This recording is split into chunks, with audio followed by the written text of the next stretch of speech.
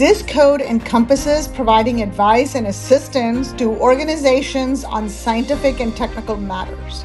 Build, acquire, and grow your capabilities that fall within this very niche type of work. Most importantly, tout your niche. Don't try to be everything to everyone. Second, what you offer as a 541690 niche company isn't for every agency. You are unique, you are different. Identify those core capabilities and also identify the agencies that buy what you have to sell, your capabilities. And we've provided a lot of details in our report. So look at those agency spends, who is spending on what type of work.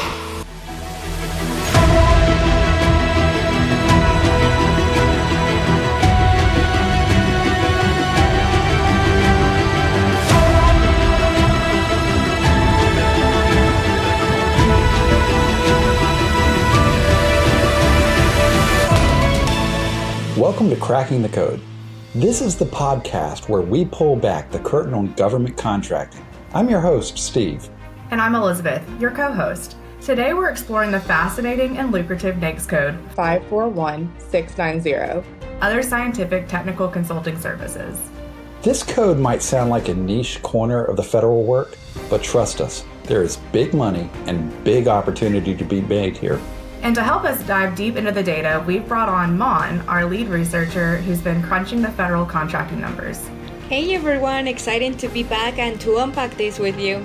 And of course, we are also joined by our go-to industry expert, Rena. Rena, thanks for being here. Hey, always great to join the conversation.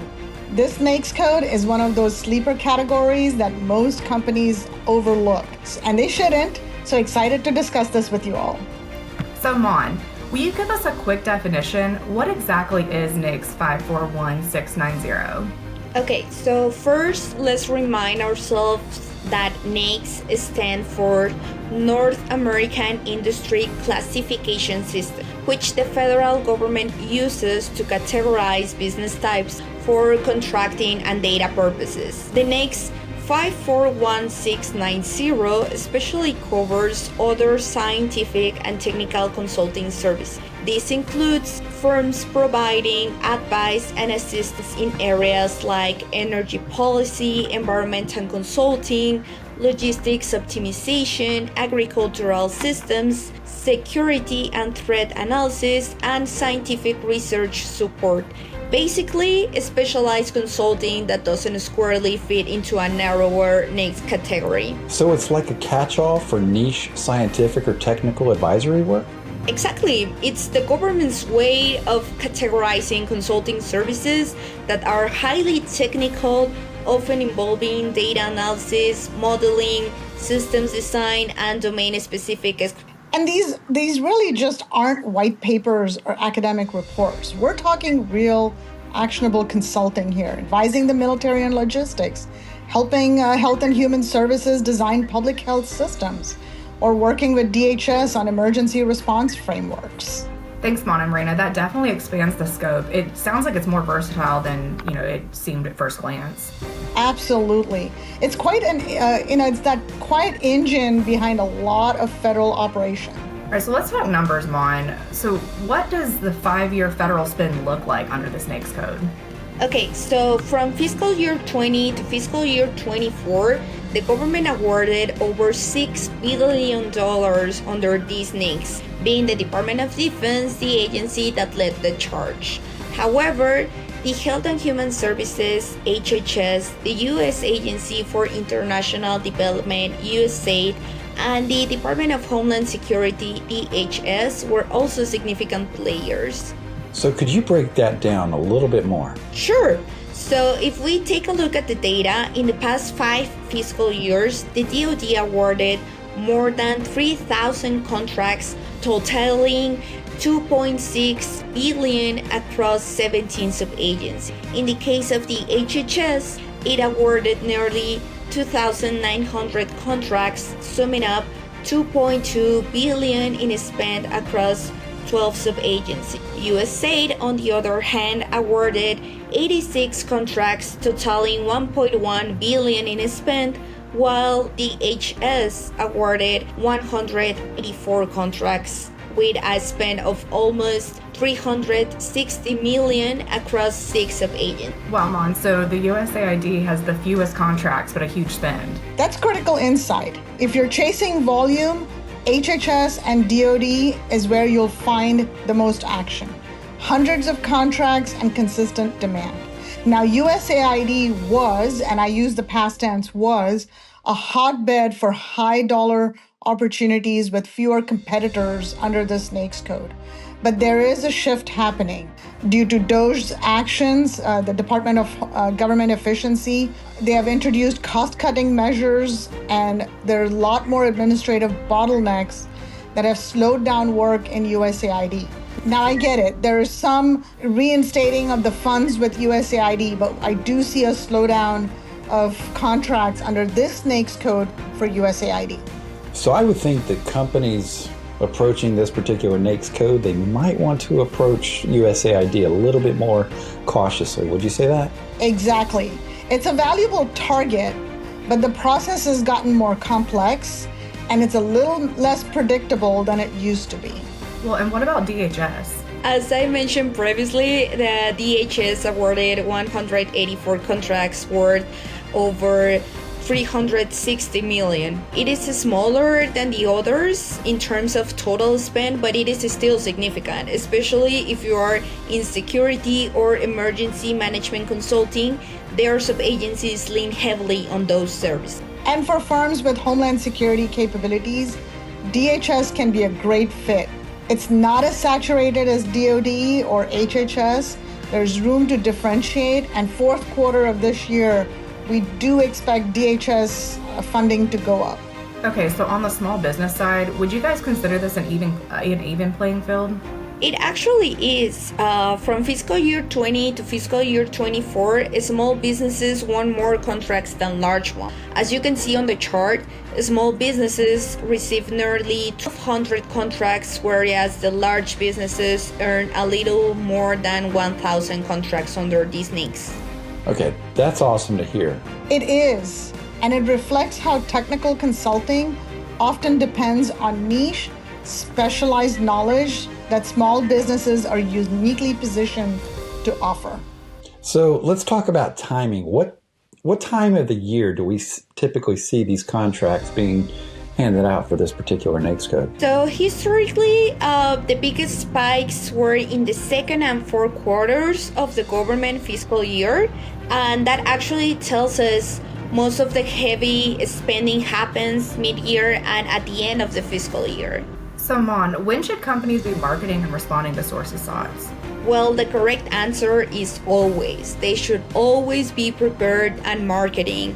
However, a significant emphasis should be to identify, investigate, and prepare in the first quarter of the new fiscal year and in the third quarter of the current fiscal year for the next fiscal year. So actually, my advice is just lay your groundwork early. Respond to the sources SOT notices and build relationships so by the second and fourth quarter you are in good position for the award. And this is where the pipeline strategy makes or breaks you, where bid execs truly helps set you apart. Other than the simple strategy that Mon just discussed of Q4 of previous fiscal year, Q1 of the new fiscal year is when you need to be prepared. It's how you respond to the RFIs that makes a huge difference. This is what prepare early means. We help you find previous statements of work, prepare questions, white papers, prepare recommendations to provide to the government. We help you prepare to respond to the RFIs before the RFI even comes out. Okay, Rena, so I know companies know that you should be preparing before the contracts, RFPs, and the bids come out, but did I hear you say that companies should also be preparing to respond to these RFIs before they come out? I definitely did just say that. And that's different than a lot of industry advice you might get, but the competition, the time it takes to put a winning bid together, and honestly, in this age of AI where everyone thinks they can write a proposal overnight, companies who do their homework, who are willing to spend time now, shelve it. Don't panic. Come prepared and show up to the table. We'll see wins. Winging it, doing the bare minimum of answering the RFI questions is not going to get you noticed. Man, that is really good information, Rena. Thanks for sharing that. So what is your quick start guide for companies who are looking to get into using or applying for opportunities with this NAICS code? Yeah, sure. So first, understand what is and isn't part of this NAICS code. NAICS code 541690 covers other scientific and technical consulting services. This code encompasses providing advice and assistance to organizations on scientific and technical matters. Build, acquire, and grow your capabilities that fall within this very niche type of work. Most importantly, tout your niche. Don't try to be everything to everyone. Second, what you offer as a 541690 niche company isn't for every agency. You are unique, you are different. Identify those core capabilities and also identify the agencies that buy what you have to sell, your capabilities. And we've provided a lot of details in our report.